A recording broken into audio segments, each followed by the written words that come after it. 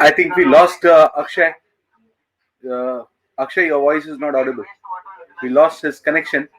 I welcome all to this session where we're talking about the challenges in implementation of SEMS and the way forward. I would thanks Mr. Bhupati from CSI to join us and Ms. Anju Goyal to join us from Terry.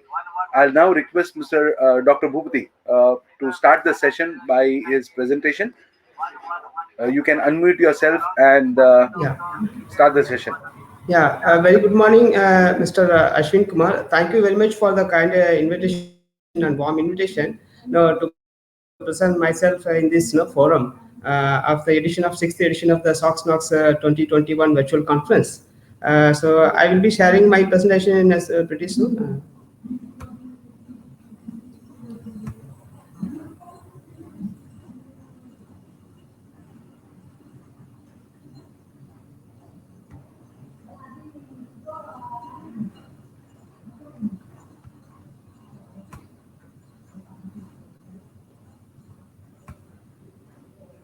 Whether my slides are visible?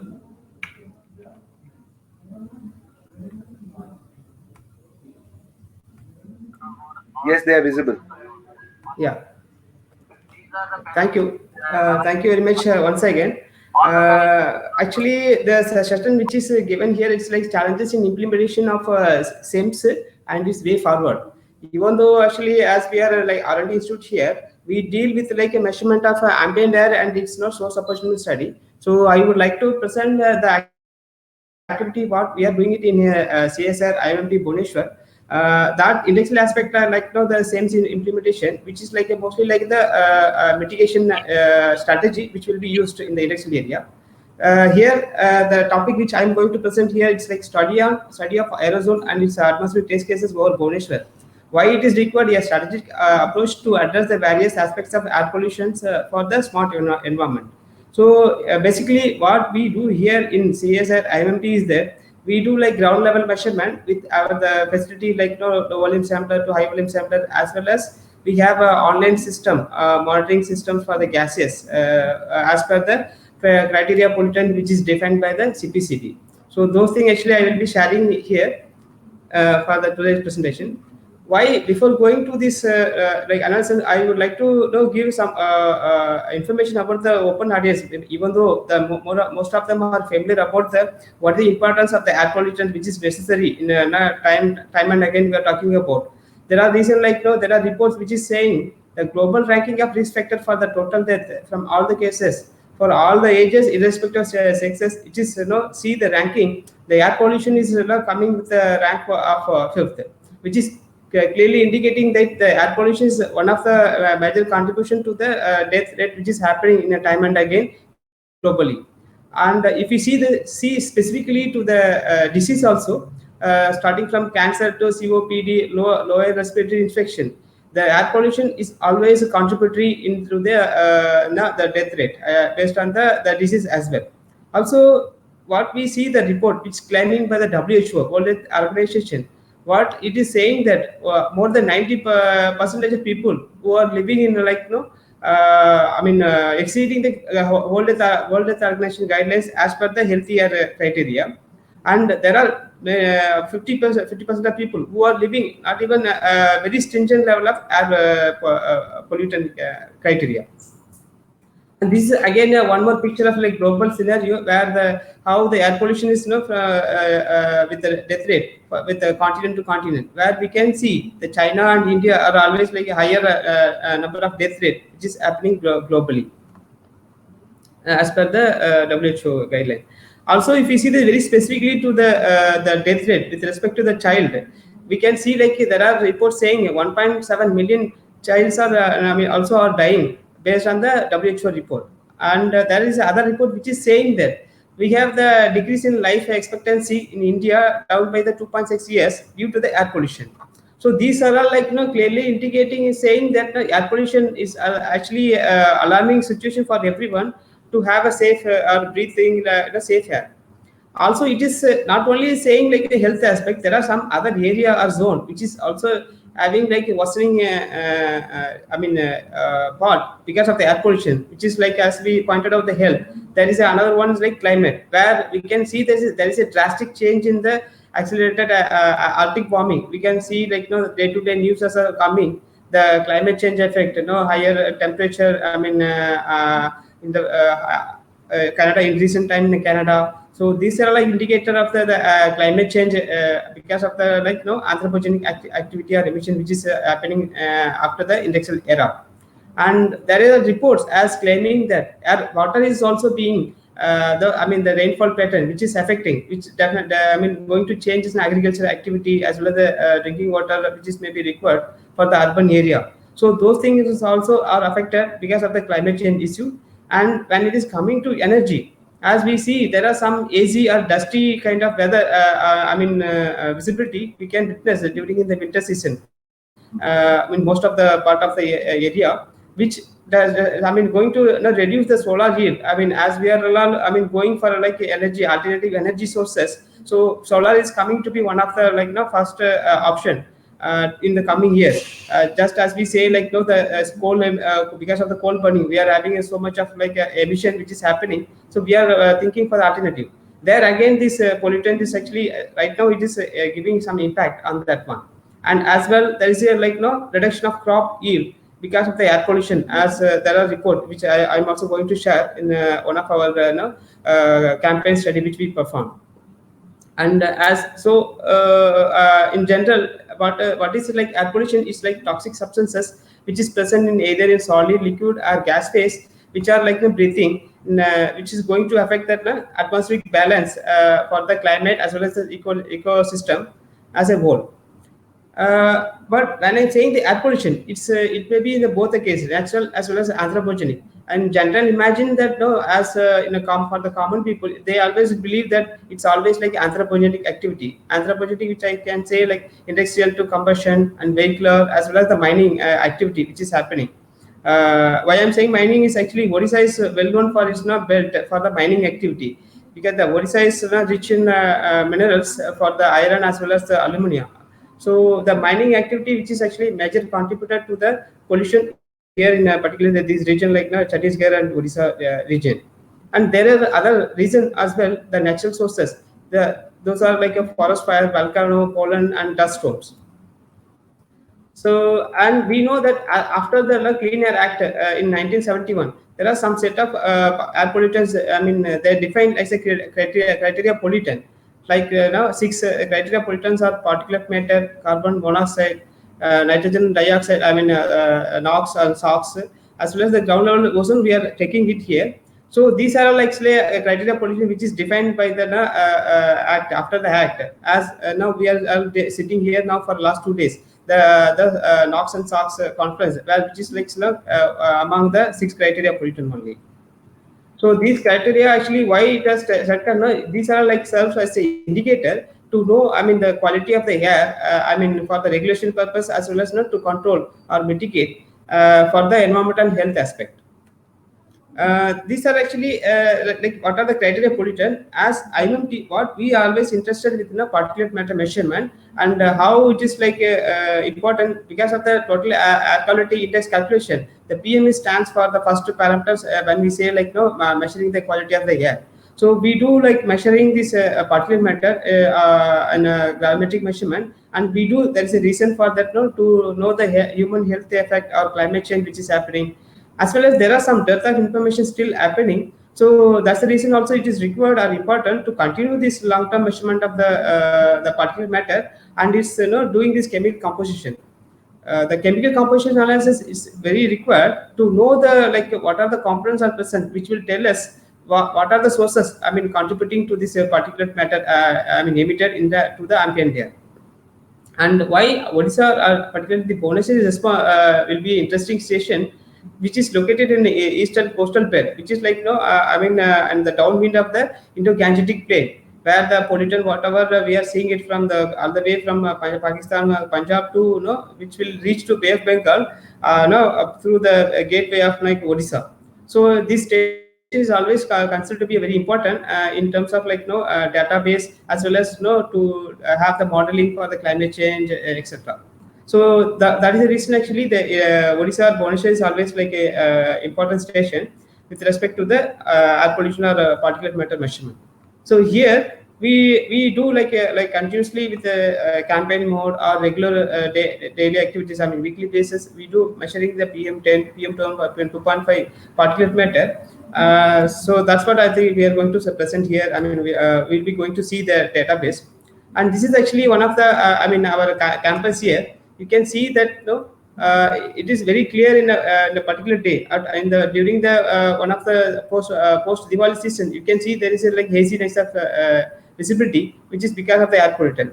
And of course we also know that all the time in the winter time we can I mean see the headline news are coming from New Delhi, always like hazy weather. I mean the hot even vehicle movement, which is followed by the state government. They are doing it right now for the air pollution to bring down the pollution load. And these are the some of the facility which are available in CSR IMMT. We do like daily basis we measure. We have a online trace gases system for SOx, NOx, ozone, and no, carbon monoxide. And also we do have like a ion chromatography to do the ionic which is ions which is present in the particulate matter, and ion chromatography for the VOC measurement, volatile organic carbon, cream. I mean aerosol spectrophotometer to measure the PM1 particulate matter, ethylometer for the black carbon, and microtops for the solar AOD value, and pyrometer for the solar flux measurement. Also we have I mean with the collaboration with the IICC Bangalore and University of Manchester, we set up like a I mean aerosol laboratory, mobile laboratory, where we have a high-end instrument which is called ACSM, aerosol chemical speciation monitor, as well as the SP2, which is called a single particle soot photometer.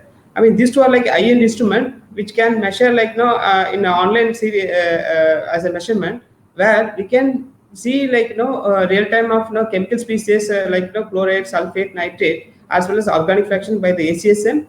And through SP2 we can see the black carbon. I mean the growth of black carbon like from the new particle formation to the aged particle, where we can see by the growth of phase. I mean through this SP2 what it will measure based on the laser light, we can see the thickness of the particle. I mean from the new particle to the voltage particle, the thickness, how the secondary aerosol formation, those things actually we can able to witness or evidence by this the SP2 instrument. So that way these are like useful here. So these stations are active here for last 3 years now, and we are measuring here. This data has been given to the IICC Bangalore as well as University of Manchester to understand the monsoon pattern here in India. I mean particularly the Asian aerosol monsoon interaction, how it is happening. So that is where this activity was started here. So overall, these are the our thrust area where we do measuring when I say trace gases, we do this kind of gases measurement, and particulate matter we do like PM10 2.51, and the aerosol observatory, as I mentioned, we have like a high-end instrument where we are measuring. Why these are all required? I mean for the ground level measurement, the reason is that to understand characterization of the particle, we do measuring this measurement and do the characterization for the chemical speciation as well as, so it will understand the sources. I mean what are the major sources which is emitting particular pollutant. So that is why we are always continuing these ground level measurements almost like more than a decade to understand the yearly pattern as well as the seasonal pattern. And second, to understand the transport phenomena, and the third one is like spatial and temporal variation. And fourth, we are also started doing this health impact because of the air pollution. When we have say particulate matter to the metals as well as ions which are present in the particulate matter. So as I already mentioned that why Bhubaneswar is like a station which is very important in terms of the air pollutant ambient air monitoring location. This is actually again basic, people are knowing that there are in aerosol, when we say it's like classified in the primary as well as secondary aerosol. When I say it is freshly emitted, which are known as the primary aerosol, the secondary aerosols are nothing but because of the photochemistry of the in the daytime which is happening, through that the new particle formation will take place by through complex various complex chemistry. That is a gas to particle formation. So for the SO2, we have like long-term measurement continuously, as we mentioned here. This is like one of the study which is done for the seasonal pattern here in Bhubaneswar. For a winter, actually, it was done. You can see this, the concentration which is being increased after like 5-6 years of period. If you see the station here in Bhubaneswar near to the Odisha here, there is a like increase in SO2 concentration, which is clearly indicating that there is a buildup or more emission of SO2 is happening within the 6 to 7 years of period, which is the reason to understand we were doing it the seasonal variation as well as the geographical variation of the industrial evolution which has happened. What we found, there is a almost like 10 largest thermal power plants as actually which recently came over here in near to the Chotanagar plateau, which are responsible for this higher amount of SO2 emission. As well as there are some integrated steel power plants are also located near to this region. So those things are responsible for this the SO2 concentration which is building up. Here there is in the regional area, and that is what also which was confirmed by the CWT analysis as well. As I mentioned here, this is where actually the Chotanagpur plateau, which is like reaching to the Bhubaneswar, or as I said, Odisha, and you can see that thermal power plants with the capacity which I have mentioned here in the triangular. So you can see there is a lot more like thermal power plants which are located near to this as in affinity of this Odisha. I mean in Odisha and then Chhattisgarh area. So these are all responsible for this the SO2 emission which is we are witnessing in Bhubaneswar as well. As I mentioned, it's because of the consequence. It's not only for the health. There is like agriculture, yield, where I can say like crop yield, which are reducing drastically because of the pollutant. I mean, one of the pollutant of the ozone, which they were measured here through like a 7 different station all over across India. We just compared here what is the loss of like wheat or crop yield, where we found that there is a loss of rice in 2.6 metric ton. Based on the season, actually regionally it was divided.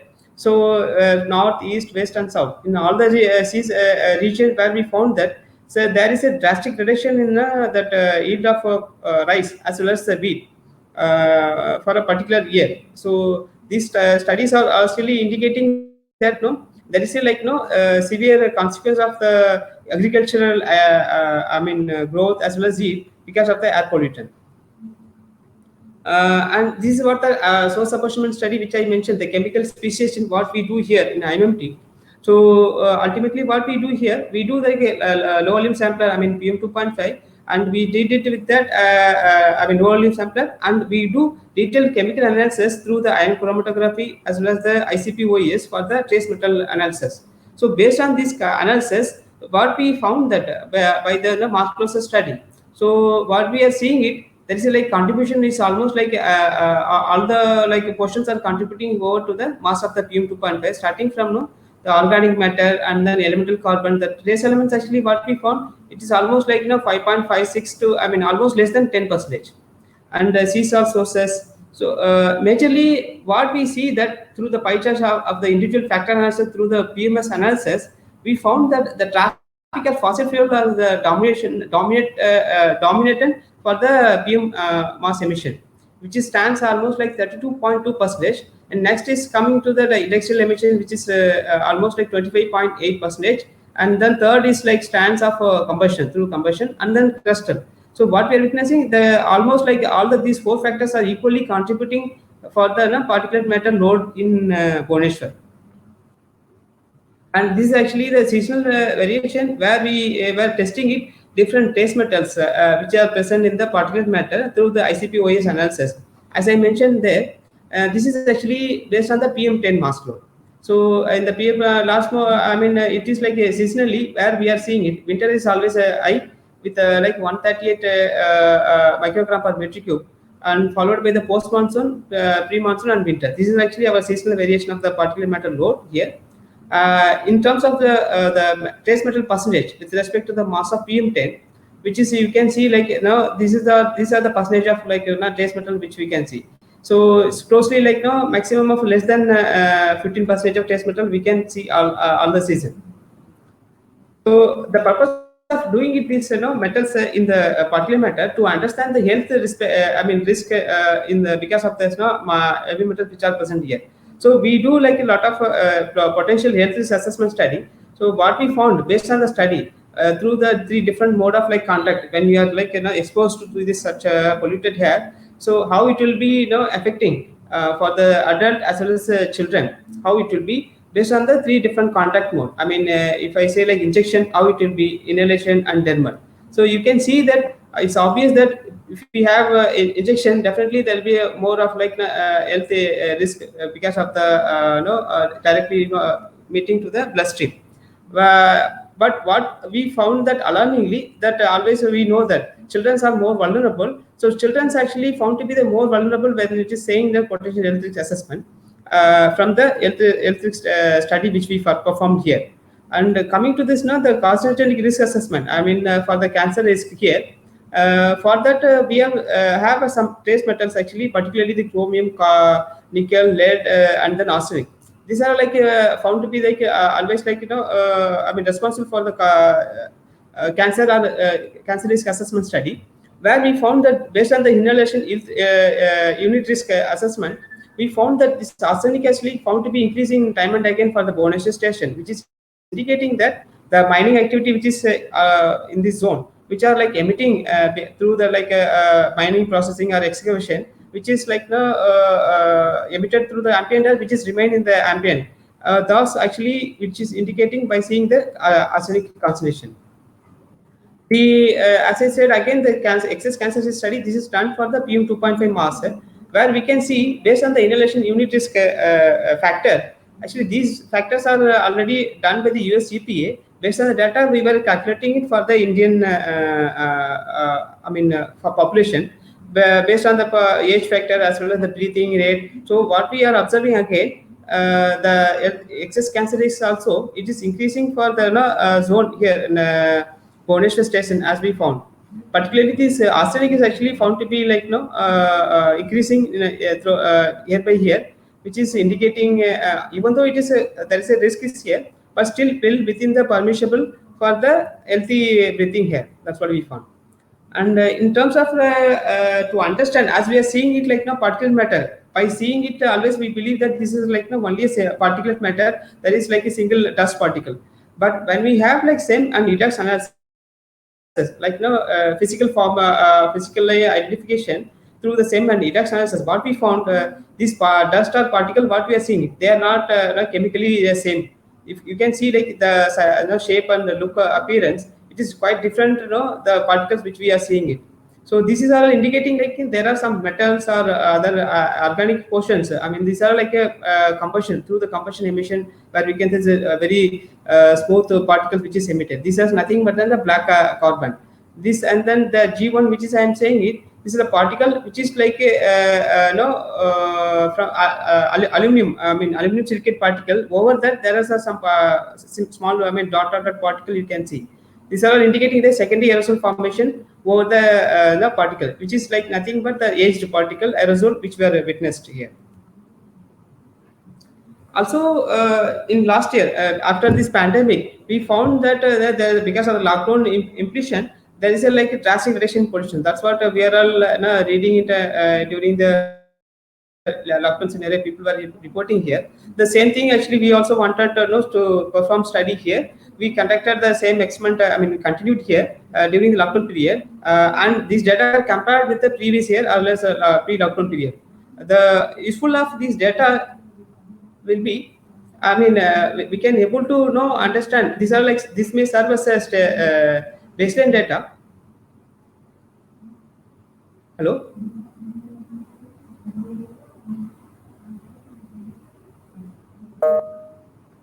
Hello. Yes, we can hear you. We can hear you, Dr. Bhupen. Yeah. Sorry. Actually, I thought of I lost a connection. Yeah. So what interestingly we found that the NOx concentration, as we are clearly know that because of the complete stand down by the industrial as well as the vehicular movement, where we can see the we can witness that the NOx concentration were drastically reduced through the different phase of lockdown. This PL in the March month actually it's a pre-lockdown period where the concentration is almost like average of 25 to 30 ppbb NOx concentration, where it came down to even like less than 10 ppbb in the phase of lockdown 3 and 4, which are clearly indicating that mass reduction of the vehicular movement as well as the indexial activity. Similarly, we have done the other cases concentration as well. This indications are same with the pre-lockdown. There is a drastic reduction in lockdown period, and this is actually same thing which I have presented here in a diagonal pattern. How in a single day how it vary from morning and evening peak will be there. That is likely because of the vehicular movement at the morning as well as evening. So that's what we are witnessing here. This is actually the black carbon concentration, as said, in a different lockdown phases, where we can see pre-lockdown is high. It's almost average of 3 to 4 microgram per meter cube. It came down near to the 1 microgram per meter cube through the different lockdown phases. This is actually drastically less, because of the vehicular movement as we are witnessing. One more observation, what we found that within that the black carbon, the black carbon is always contributed by the combustion as well as the fossil fuel burning. So which is a more responsible within the season and the lockdown period, where we found that interestingly the fossil fuel emission came down. It was less than the previous year, but the biomass burning was higher. In the year of 2020. This could be due to that because of there is no supply chain issue because of the fuel, as well as there was a big local burning, the biomass burning to meet the food preparation. So that could be a reason for the biomass burning. And second thing, what we are observing, this could be due to that the suppression of the fossil fuel burning activity. That also may be reason it might have lifted the biomass concentration during the 2020 period. And this is actually particulate matter during the pre-lockdown as well as the lockdown season, where there is a reduction. As well as we can see this with a different period of month, the March, April, May, there is a drastic reduction in mass concentration. This is one reason is that lockdown is the one reason, and other reason is this is the pre-monsoon. With moving forward, there was a lot of rain event that could be reason for the decrease in the concentration for both PM10 and PM2.5. So that is what we are witnessing here. In comparison to March, May is April, May, there is a decrease in trend always.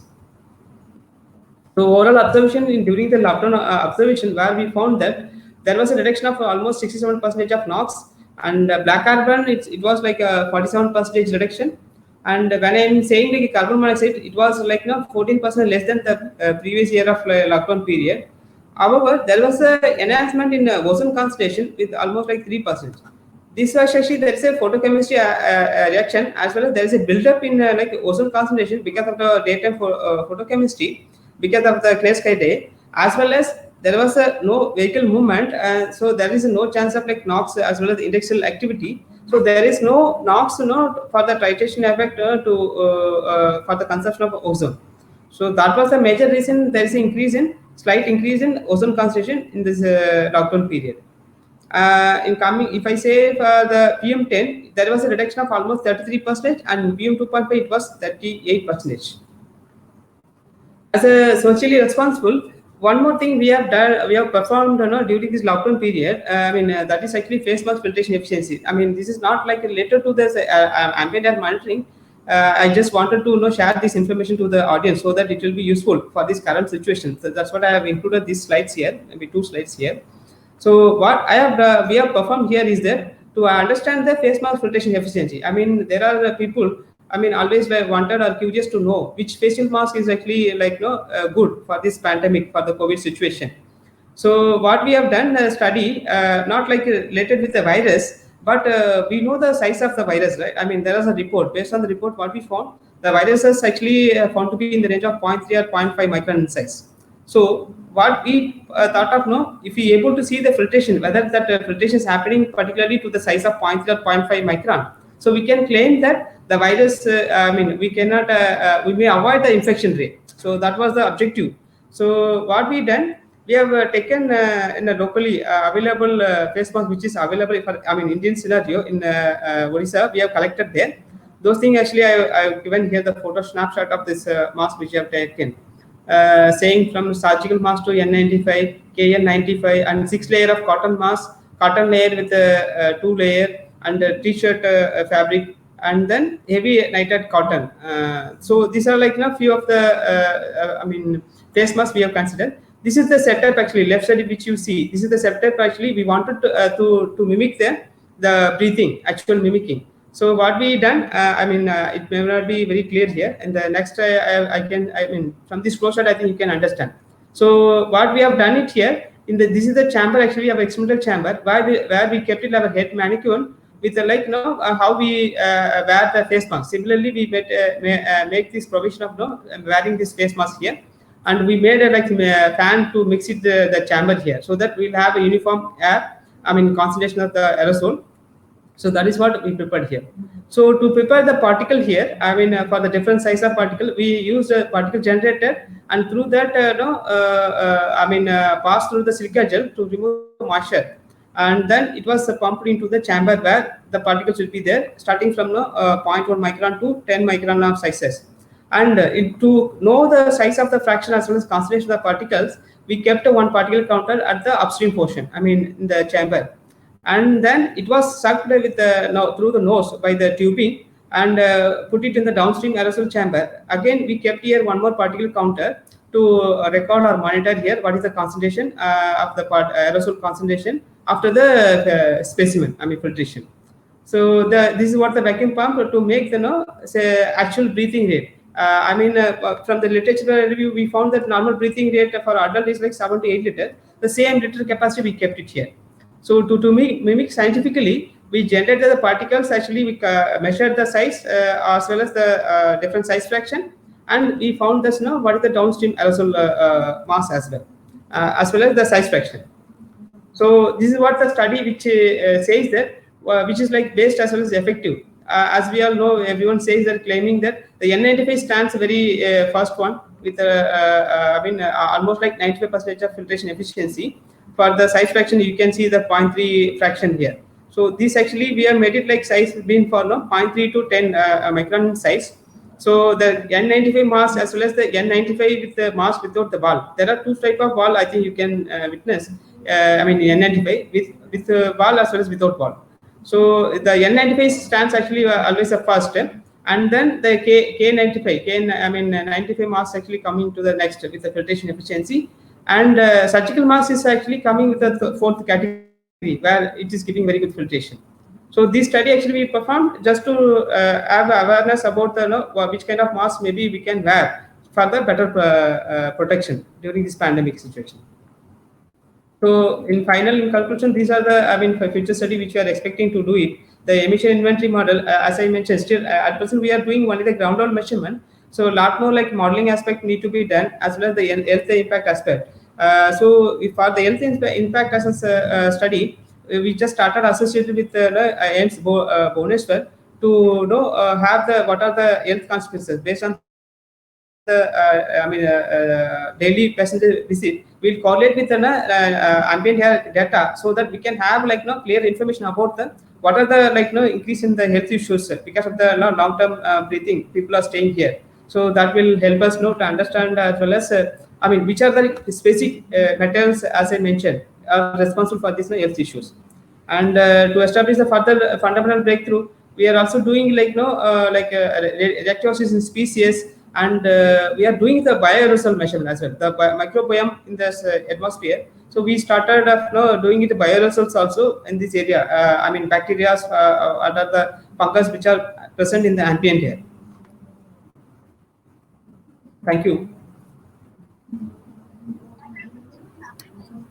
Thank you, Dr. Bhupati, for sharing the presentation. And you can stop sharing your screen so that we can have you. Okay. Yes. Yeah, wonderful. So I would request all the attendees here to write their questions in the chat area, or they can use the Q&A section to raise their questions. And after this, we do have Dr. Anju Goel, and right after that, we'll be taking all the questions together. So before we conclude the session, I would request Dr. Bhupati to be with us till the end of the session, so that if we have any questions for you or Dr. Goel, we will have your presence. Now, Sure. moving Okay. forward, thank you so much. Now, moving forward, I would request Dr. Anju Goyal to please share her screen so that we can start with her presentation. Over to you, Dr. Goyal. Yeah, thank you, Akshay. First of all, I would like to say thank you for the opportunity provided to me. And just a brief introduction about myself. I am Anju. I am working at TERI as a fellow. I have an experience of around 13 years working in the field of air quality management. At TERI, we conduct different kind of studies with the government authorities to formulate the air quality management plan, to forecast the air quality concentrations in different cities, and we also work at the national level looking at the various source contributions. So I'll be sharing my screen and then I can talk more about it.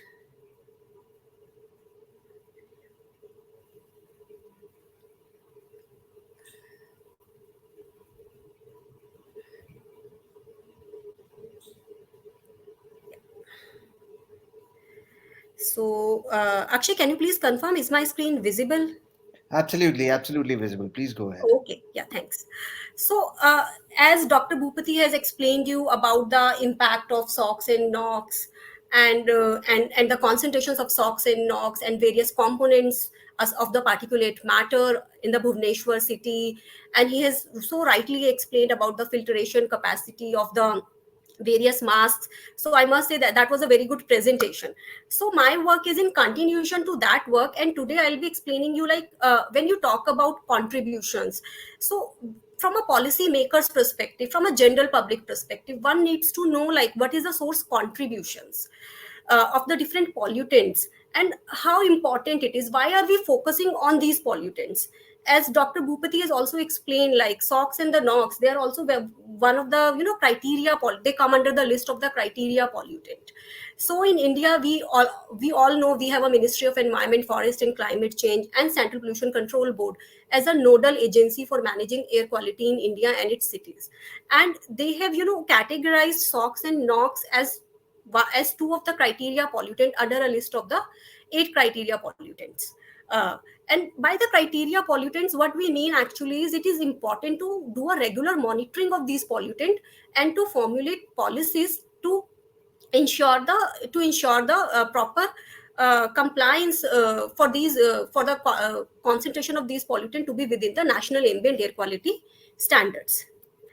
So in India, we have a national ambient air quality monitoring program under which Central Pollution Control Board, which is a nodal agency, it has a widespread network across almost all the Indian cities. That network consists of somewhere around 800 to 900 monitoring stations.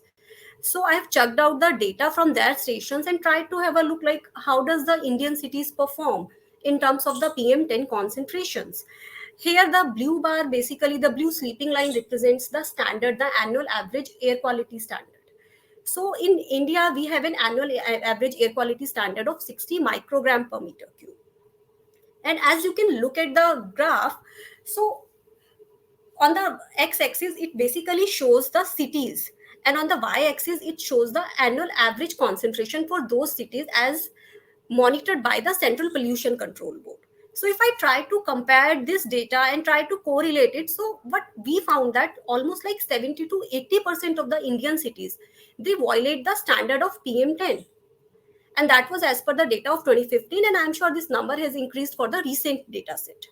So if I talk about the global indicators, so almost like 37 out of the top 100 world cities in India, uh, uh, like if we talk about worldwide, so top 100 cities which comes in terms of the higher particulate matter concentrations. So out of those 100 cities, 37 cities are located in India.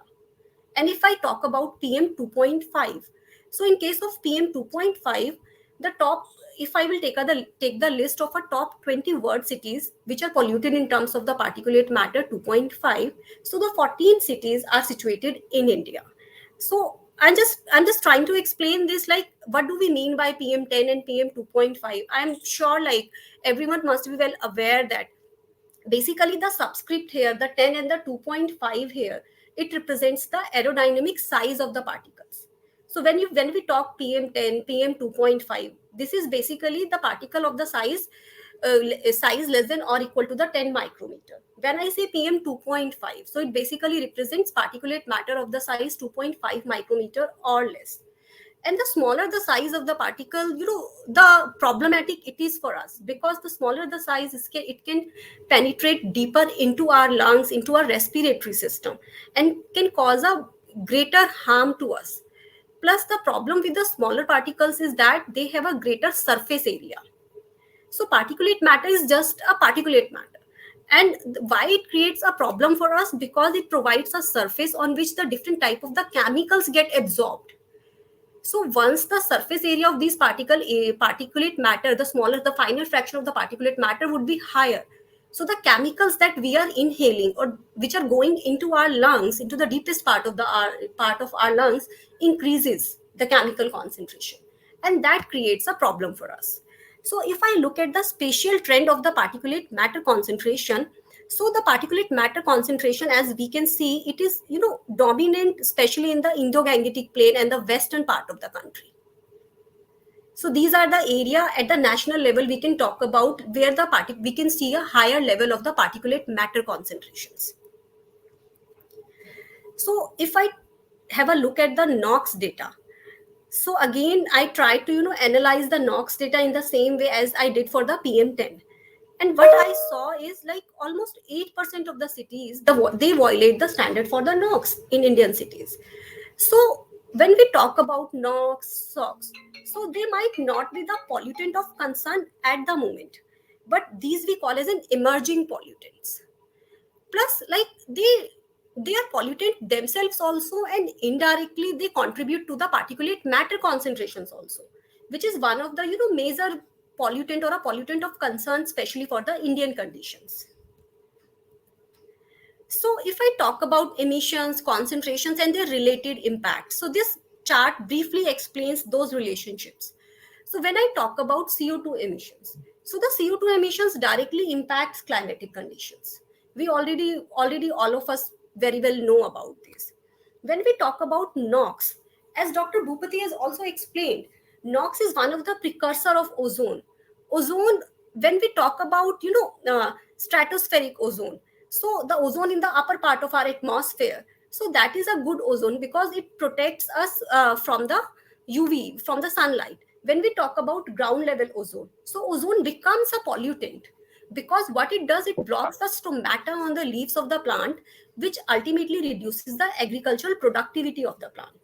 And there are numbers which says that in India, we have lost almost like 30% of the agricultural yield of the wheat because of the higher ozone concentrations in Indians in the country.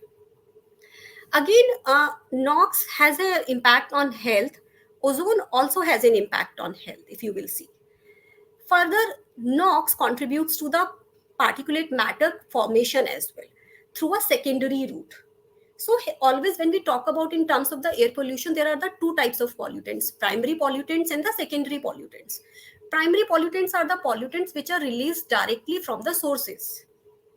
And the secondary are the ones which are formed in the atmosphere through the combination of the gases or through the various chemical reactions that are happening in the atmosphere. So the NOx contribute to the particulate matter concentrations through the another second route. That is why we call it as a secondary particulate formation. Now, if I talk about SO2, so the SO2 we all know, like SO2 can form sulfuric acid rain in terms of the sulfuric acid, which is very bad for our monuments, which creates a problem. SO2 is also very harmful for our health. It has a health impacts. And again, SO2 also forms the secondary particulate matter. It contributes to the secondary particulate matter. When we talk about PM10, PM2.5, I know like in the news every day we heard about it. Indian cities are very much polluted, especially like in winters. Like everyday newspaper, we will come across headlines like the particulate matter concentration in Delhi city has violated the standard by so many times. It has reached to almost like 400 microgram per meter cube, 500 microgram per meter cube. So the particulate matter is a major pollutant of concern, especially at the moment in Indian cities. So in TERI, we basically do, as I explained you, we do national level assessments and the city level assessments to basically quantify like what are the sources of pollution in terms of the emissions and in terms of the concentrations. So I just want to briefly explain you what is the difference between emissions and concentrations. So when you talk about emissions or emission inventory, so this is something like estimation of emissions at the source. But what we actually inhale are the concentrations. So once these emissions get mixed with the air, mixed in a particular amount of air, so they forms the concentration. So emission and concentrations are two different things, and depending upon the meteorological conditions, they vary a lot. And this is one of the prime reason that we have a winter season as one of the peak air polluting season, while the sources more or less would remain same during summers also, but still we do not violate standard by so many times during summer period while we do in the winter period. That is because of the meteorological impacts also.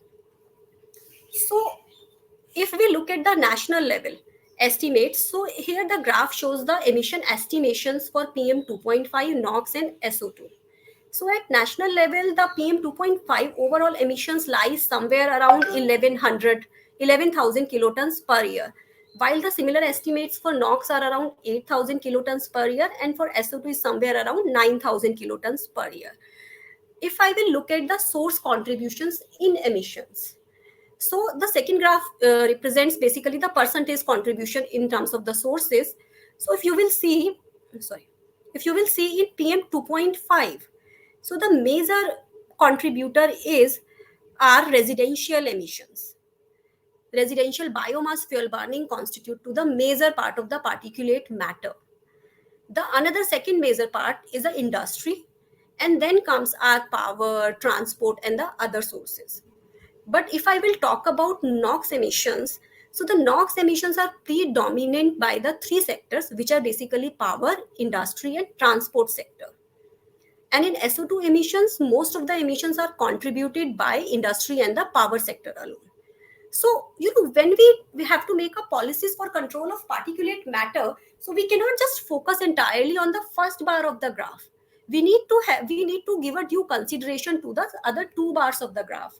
As I explained, as Dr. Bhupati has also explained, like these two bars, they contribute to the secondary particulate matter formation. Now, the moment I say that secondary particulate matter formation is one of the big chunk of the particulate matter. So the next point that comes to my mind, okay, is it really so important to, put a control on these things? Are you really sure? Like how much is the contribution of the secondary particulate concentrations? Secondary particulate matter in the overall particulate matter concentrations, because it's important to know. Sometimes what happens, like we have formulated air quality management plans for different cities, but they have not worked properly. And one of the major reasons behind them is that we do not take into account the secondary particulate formation. So the plan were formulated only for the particulate matter, not for the NOx and the SOx control, while they also contribute to the PM formation. So these emissions were fed into these emissions were fed into the chemical transport models to estimate the source contributions across over the Indian domain. So the result that comes to us it's presented here. So if we will see the sectoral contributions in concentrations, so here the left hand side of the chart represents basically sectoral contributions. So in the year 2016, if I will see, so the residential sector contributed around 31% of the total PM 2.5 concentration in the country. I'm talking about at a country level. Industry sector contributed 16%, transport contributed 7%, and power contributed 7%. While this major chunk, which is transboundary pollution, so the transboundary pollution is something that is not contributed by the sources located within the country. Rather, this is being, transported from the nearby countries. So that also contributed quite a lot of junk, which is almost like 20%. Further, if I want to have a look at the composition breakup, how much of it is primary and how much of it is secondary. So for overall PM 2.5 concentration, if I will try to see, so the secondary contributed almost like 59% of the concentrations, while the primary contributed only 41%. So you can see like this clearly shows the importance of managing SOx and NOx emissions along with the particulate matter emissions. So this is like a need of hour at the country level, at the city level. If we really want to manage the particulate, if we really want to improve the situation. Further, this graph shows here the sector-wise contribution of the primary and the secondary particulate matter. So if I will look at the residential sector, so out of 31%, which was the contribution of the residential sector in the national domain, so out of that, almost like 13% was contributed by the secondary and the rest was contributed by the primary particulate matter. In case of industry, if you will see, almost like 50% is contributed by the secondary particulate matter and the rest 50% was the primary particulate matter emissions. When I talk about power, in case of power sector, almost 95% of the emissions, 95% of the particulate matter that is emitting from the when we estimate the contribution of the power sector in particulate matter, so 95% of that particulate matter is basically secondary formation of the particulate matter. These are not primarily released by the power plants. If I talk about transport, again, like almost 80% of the particulate matter contribution from transport sector comes because of the secondary particulate formation. Now, this was the assessment at the national level. Apart from the national level, because national level plans helps the policymakers to formulate the policy pan-India, to give them a policy direction. But when we talk about city level, so we need to do the city level assessments, detailed assessments, and those studies are known as the source apportionment studies. So here this graph basically represents the overall approach that we normally follow, which is being approved by the Central Pollution Control Board to estimate the source contributions in the particulate matter at a city scale or at a district scale or at an airshed management scale. So normally, source contributions are assessed basically through two approaches. One is a dispersion modeling approach and another one is a receptor modeling approach. So dispersion modeling approach is like a bottom-up approach and the receptor modeling approach is like a top-down approach. In receptor modeling approach, what one does is, as Dr. Bhupati has explained his studies, so all those were related to were the part of a receptor modeling exercise, where you collect the data, you do the detailed chemical characterization of the data, you study the source profiles of the relevant sources within the study domain, and then you try to run the models, try to correlate what would be the associated source contributions. So that approach is a receptor modeling approach. The second approach is a dispersion modeling approach. As I explained earlier also, like this is a bottom-up approach. So in dispersion modeling approach, what we do is we assess what are the different type of the sources. Then we try to quantify emissions from these sources, and these sources, the emission estimations were then fed into the dispersion models along with the meteorological conditions, boundary conditions to estimate the source contributions. And the source contributions estimated by these two approaches, the receptor modeling approach and the dispersion modeling approach, they are sort of, compared with each other. And the results would be validated once these two approaches will converge with each other. Once we have, finalized source contributions, thereafter the intervention analysis is being performed. So intervention analysis is something, before taking any decision through modeling, we try to estimate what would be the impact of that intervention on the particulate matter concentrations. So that process is called intervention analysis. And after performing intervention analysis, all these inputs will help in formulation of the air quality management plan at the city level. So as I've briefly explained, so air quality management plan has a different components, like one component is emission inventory, one component is a air quality monitoring, then performing the dispersion and the receptor modeling, and looking at the spatial concentration profiles to identify the hotspots in the cities, to identify the different source contributions. Now, emission inventory, as I've explained earlier also, it's basically the quantification of the emissions at the source. So as we all are well aware, there could be the different type of the sources, and the sources could be the natural sources or the anthropogenic sources, right? So the natural sources are like sea salt, forest fire. So when we do the dispersion modeling, so there is a small contribution from the natural sources as well. But what we majorly focus is on the contribution from the anthropogenic sources. And anthropogenic sources are like firewood combustion, transport, industries, power plant, DG sets, road dust. So all these are the even these sources are visible to us in a day-to-day life as well. So I'm going to share some of the results for the cities for which we have conducted the source apportionment. So one of the cities is a Delhi, for which we conducted the source apportionment study. So here, as you can see, the graph shows the emission inventory results. So if I talk about Delhi, and these results are for the year 2016. So the PM 2.5 emissions were somewhere in the range of the 30 kilotons per year. NOx emissions were in the range of around 150 kilotons per year, and the SOx emissions were in the range of 30 to 35 kilotons per year in the city. If I will try to look at the sectoral contributions at the city level in the SOx, NOx, or the PM 2.5 emissions. So as you can clearly see that in case of a PM 2.5, transport is one of the major contributors. Again, in NOx also, transport is one of the major contributors along with the power plant emissions. While the SOx is basically dominated by the industries and the power plant emissions. And these are the results of the dispersion modeling.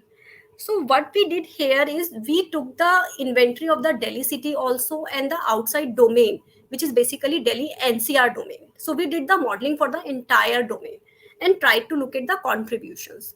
And these are the results of the receptor modeling exercise that we carried out here. So as you can see, again, in the receptor modeling exercise, again, you can see, and these are the results for the two seasons, summer season and the winter season. So the left hand graph is for summer season and the right hand graph is for the winter season for the PM 2.5 concentrations. So as we can see that the secondary particulate matter contribution is a prominent contributor in both the seasons.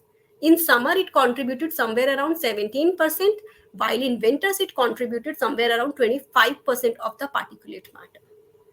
So now we can estimate if the concentration on any of the day is 400 microgram per meter cube.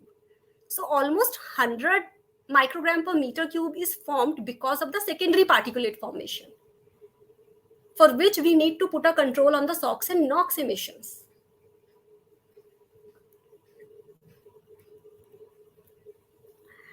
And these are the results of the intervention analysis, as I explained you in the graph of the source apportionment, like to formulate air quality management plan.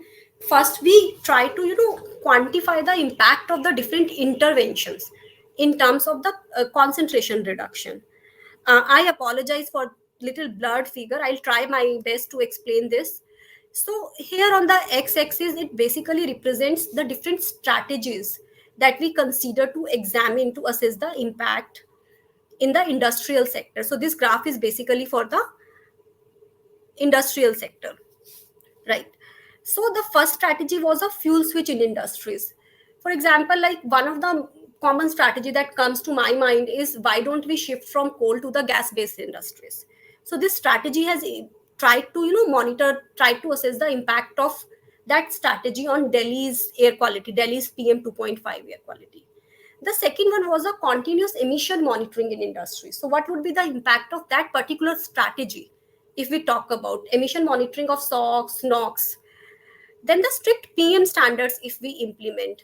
Then in case of a brick kilns, if we will try to put like 100% of the brick kiln in the city would become zigzag technology. What would be if the power plants will start following the new SOx and the NOx emission norms? So what would be the impact of those in terms of the air quality in Delhi? Then if we will try to put the new SO2 and the NOx standards in industries through use of the APCTs, so what would be its impact? If we try to put some PM control on the stone crusher, so what would be its impact? So here we can see the comparative analysis of the different strategies and the impact of the different strategies on the PM 2.5 concentration reduction potential, PM 2.5 and PM 10 during the winter season for 2 years, 2025 and 2030. So here we tried to create some futuristic scenario.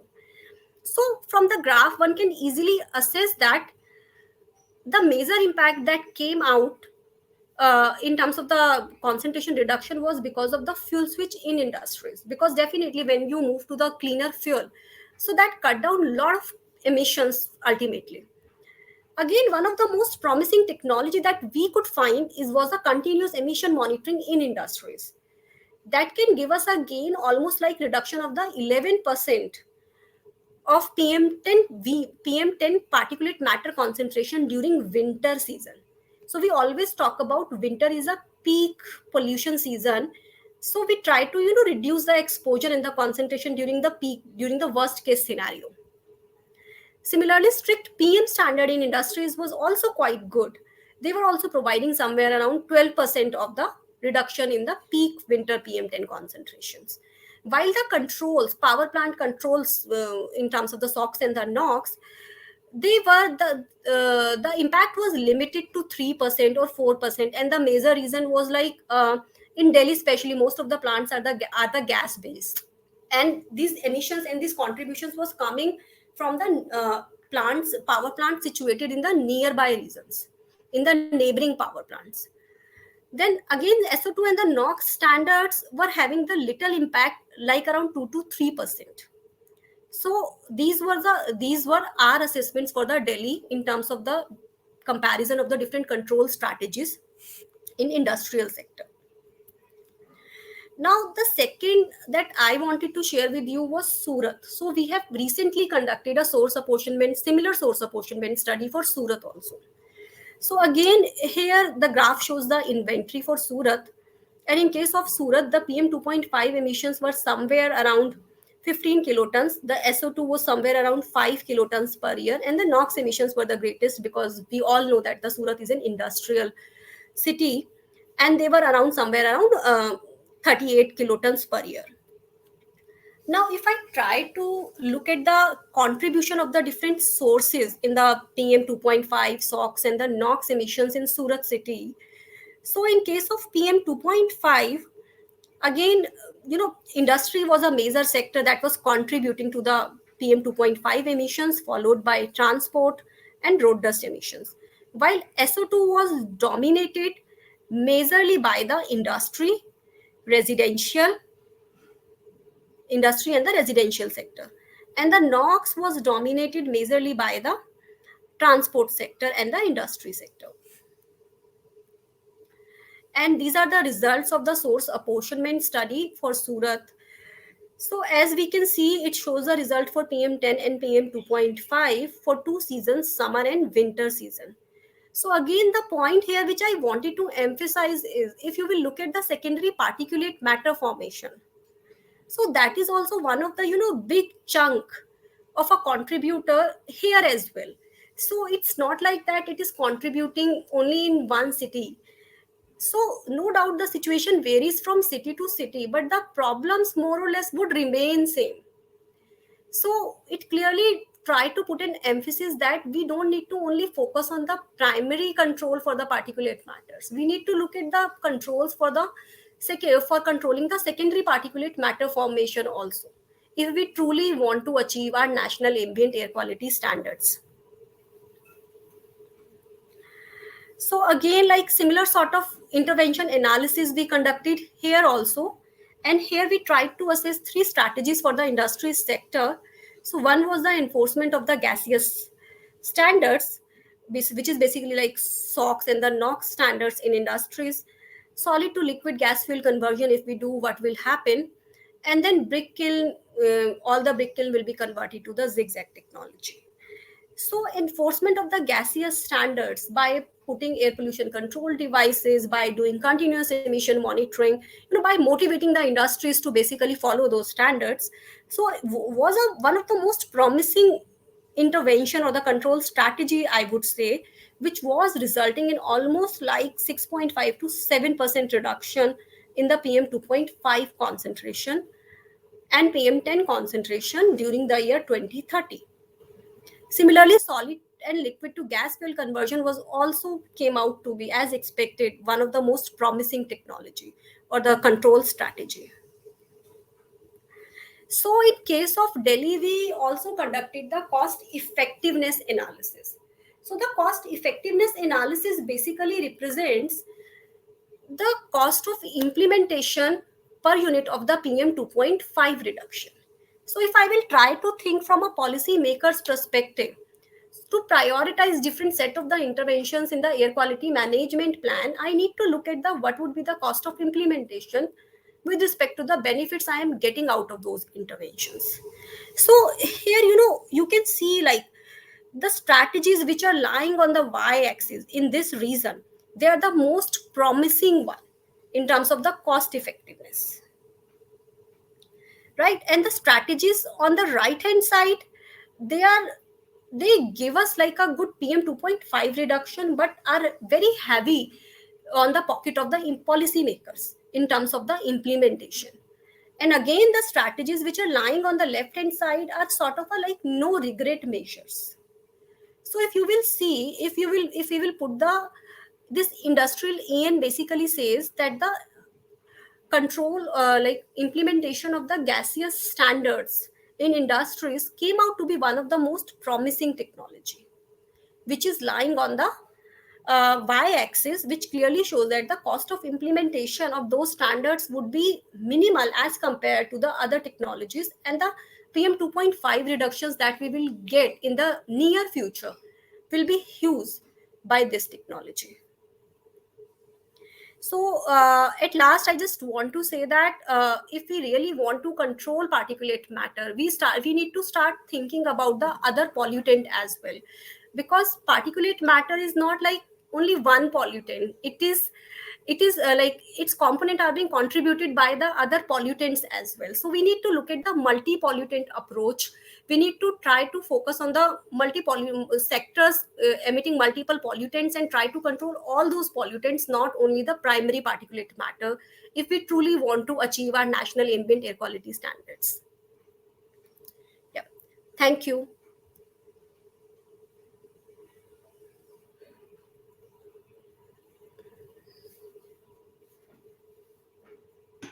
Thank you, Dr. Goyal, for sharing the presentation, and thank you for stop sharing the screen. And it was actually a wonderful, very insightful session.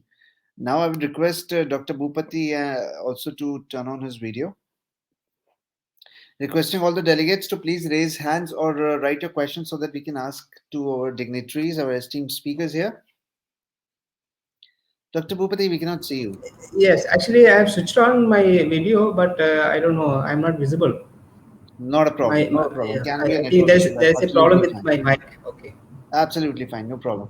Since we cannot see any questions, what we will do is, since we are running out of time as well, we'll take the questions from the delegates, if there will be any, and we'll share that with both the speakers over the mail, and can have their responses as per their convenience. And on that note, I would really like to thank Dr. Goyal and Dr. Bhupati to join us from their hectic schedule and be a part of the 6th edition of SOXNOX Virtual Conference Expo and Awards. We really look forward for your participation and presence in our future editions. Thank you so much for joining us again. Thank you, Akshay. Thank you, Mr. Mr.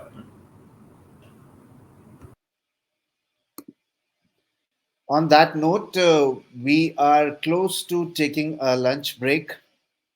We do have 5 minutes, so we'll be taking the lunch break a little early, and we will come back again with after an hour break at 2 p.m. And after that, we will have few more presentations, more of a case studies, where our experts from different power plants will be talking about their best practices, how they have combated a lot of challenges, and how they're controlling the emissions in their plants. And after that, we will be having the award ceremony, the most awaited award ceremony. So I request all the delegates to have their lunch, to grab a plate and finish the lunch and join us by 2 p.m. so that we can start with our next presentations, and keep an eye on the WhatsApp group we have created for all the updates and notifications. Baran, thank you so much, and see you again at 2.